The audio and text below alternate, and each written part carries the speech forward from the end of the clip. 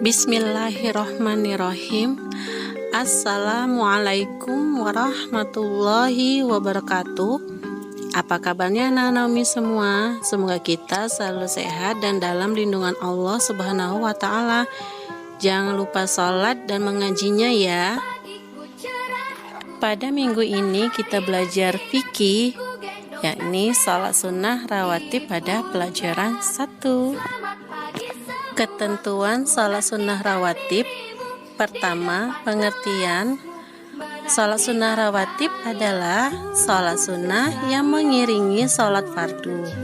Sholat sunnah tersebut ada yang dikerjakan sebelum sholat fardu atau yang disebut dengan qabliyah, dan ada juga yang dilaksanakan sesudah sholat fardu, yakni ba'diyah. 2. Waktu dan jumlah rakaat sholat sunnah rawatib.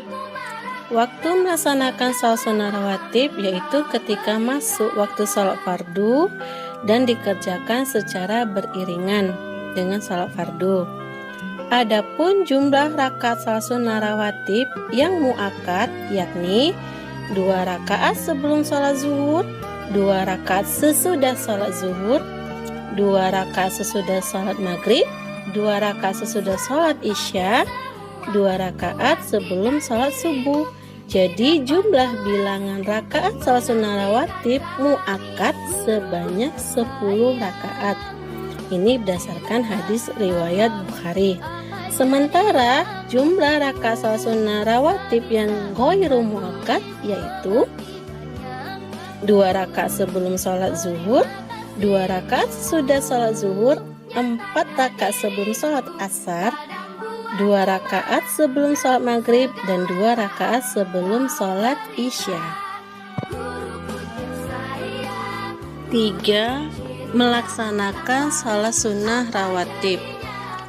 Orang yang melaksanakan sholat sunnah rawatib akan mendapatkan pahala, sedangkan orang yang meninggalkannya berarti tidak mendapat pahala.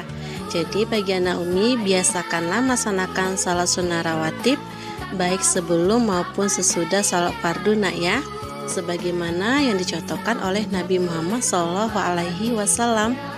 Adapun niat sholat sunnah rawatib muakkad dan ghairu muakkad. Ini Umi ambil satu contoh yang sholat sunnah rawatib muakkad. Sholat sunnah rawatib 2 rakaat sebelum sholat subuh atau sebelum zuhur. Nah, anak Umi boleh ikutin nak ya. Kita lafalkan Bismillahirrohmanirrohim.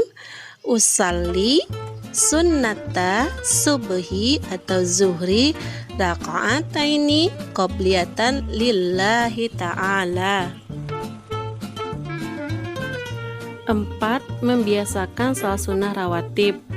Tujuan mengerjakan sholat sunnah adalah untuk lebih mendekatkan diri kepada Allah Subhanahu wa Ta'ala. Maka semakin banyak kita mengerjakan sholat sunnah, maka kita akan mendapatkan derajat kebaikan dari Allah Subhanahu wa Ta'ala. B. Tata cara sholat sunnah rawatib. Ada beberapa hal yang harus diperhatikan sebelum kita melaksanakan sholat sunnah rawatib.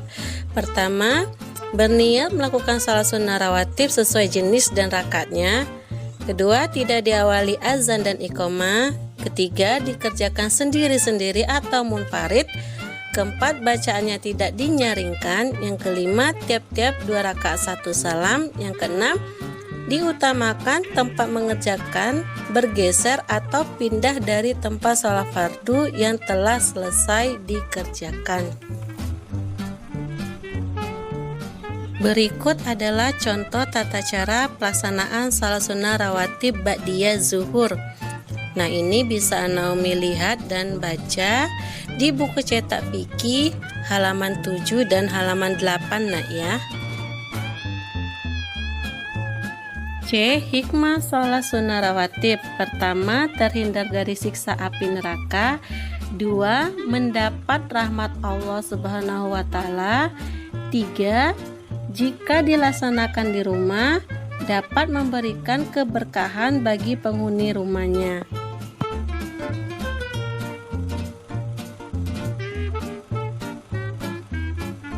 Demikian materi fikih tentang salat sunnah rawatib.